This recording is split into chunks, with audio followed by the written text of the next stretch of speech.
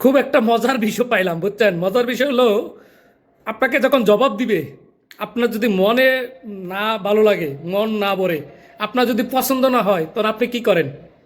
Donald Trump same জিনিসটাই করছে। ক্ষিপ্ত হয়ে গেছেন হঠাৎ করে। কী কারণে ক্ষিপ্ত হলেন সে বিষয়ে বলবো। তার আগে যারা আমার পেজটাকে এখনও ফলো দেননি, দ্রুত ফলো দিয়ে রাখুন আর আমার ইউটিউব চ্যানেলটাকে সাবস্ক্রাইব করুন।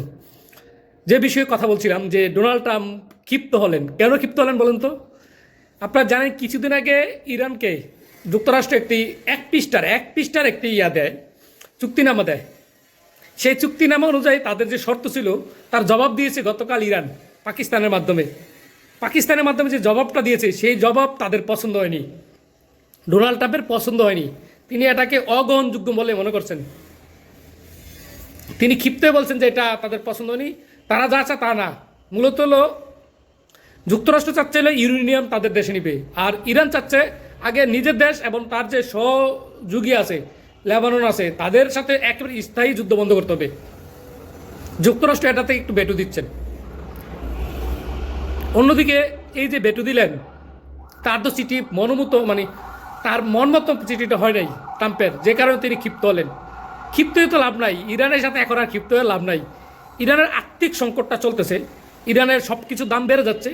তারপরে ইরান কিন্তু এই যুদ্ধের জন্য থেমে নাই, তারা কিন্তু কোনো আপোষ করতেছে না। ইরান বলছে এতদিন তারা ধৈর্য ধরে ছিল, ইরান এখন বলতেছে সমালোচনা করার দিন শেষ, এখন করা জবাব দিবে। অলরেডি আপনি খেয়াল করে দেখেন, কাতার, কুয়েত, এমনকি যে সংযুক্ত আরব আমিরাত, তারা কিন্তু পাল্টা হামলা চালিয়ে দিচ্ছে। একদিকে যুদ্ধটা লেগে গেছে, কারণ যুদ্ধে বিরতির কথা ছিল কি, লেবাননও তারা হামলা চালাবে না। লেবাননে ইসরায়েল হামলা চালিয়ে 51 জনকে মারছে গতকালকে, 51 জনকে মারা গেছে। এদিকে এইটা তো যুদ্ধ ভঙ্গ হয়ে গেছে, যুদ্ধবিরতি ভঙ্গ হয়ে গেছে। এরই প্রতিশোধ হিসাবে কিন্তু ইরান তাদের সর্বশক্তি নিয়ে আবার নতুন নামছে। তাদের যে অস্ত্র, কল্পনার বাইরে যে অস্ত্রগুলো রয়ে গেছে, ইরান বলতেছে ইরানের কাছে যে অস্ত্র আছে সেই অস্ত্র মাত্র তারা যেটি ধ্বংস হয়েছে এটি খেলনা ছিল, আরও বড় বড় অস্ত্র আছে তাদের কাছে।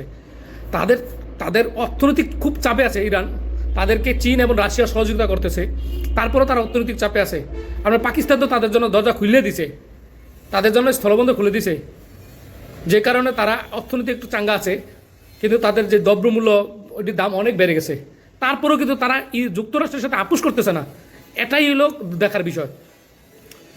এত কিছু পরেও যুক্তরাষ্ট্রের সাথে তাদের আপোষ হচ্ছে না, এটাই হলো মানে ইরানের বিজয়।